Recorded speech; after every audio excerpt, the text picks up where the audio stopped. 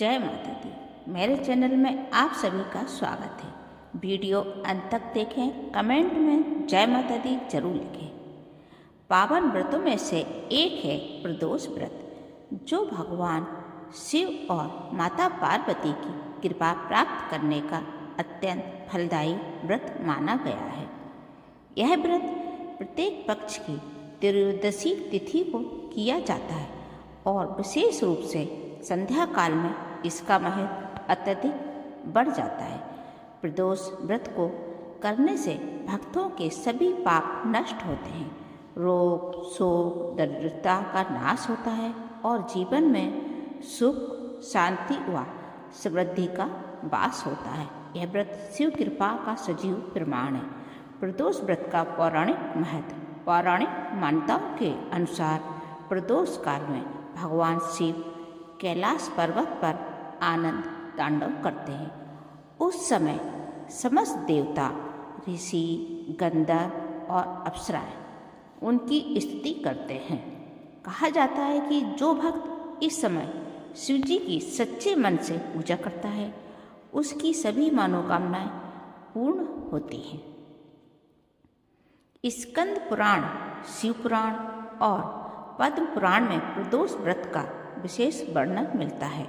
इन ग्रंथों में बताया गया है कि त्रयोदशी तिथि को संध्या के समय शिव पूजन करने से करोड़ों यज्ञों का फल प्राप्त होता है।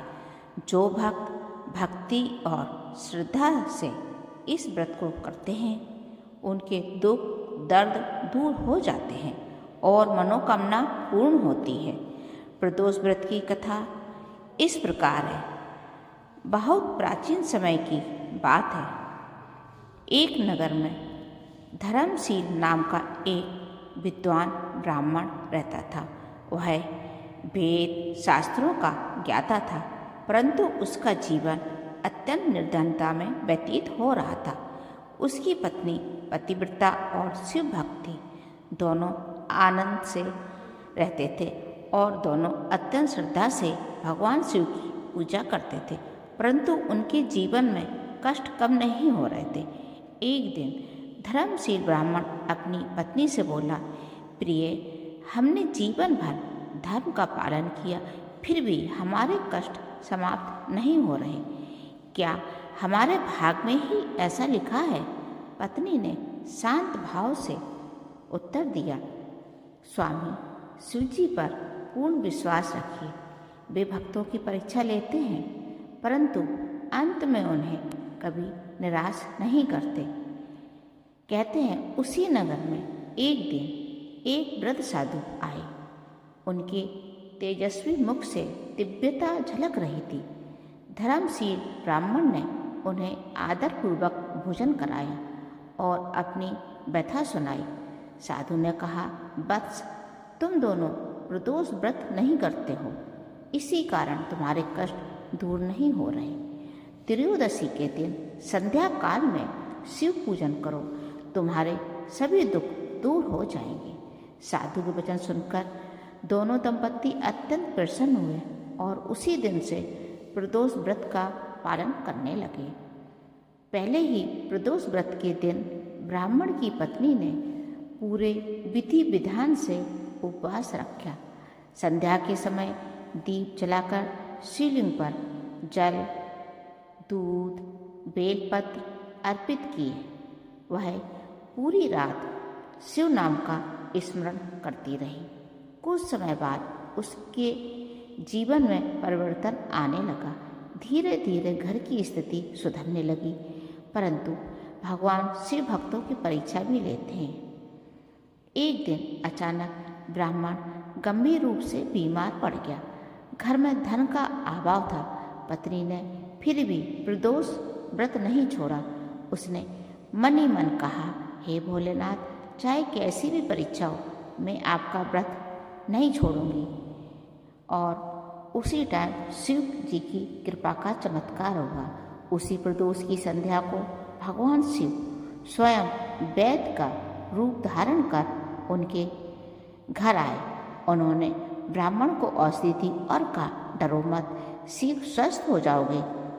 और फिर अगले ही दिन ब्राह्मण पूर्णतः स्वस्थ हो गया।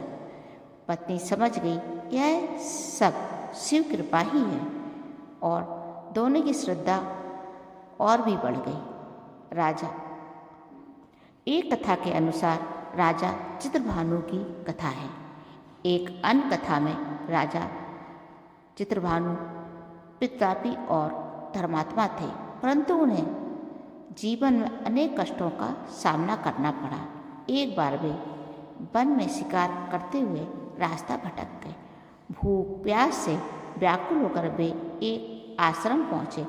वहाँ एक ऋषि प्रदोष व्रत की कथा सुना रहे थे। राजा ने आदरपूर्वक कथा सुनी। ऋषि ने राजा को उनके पूर्व जन्म की कथा सुनाई।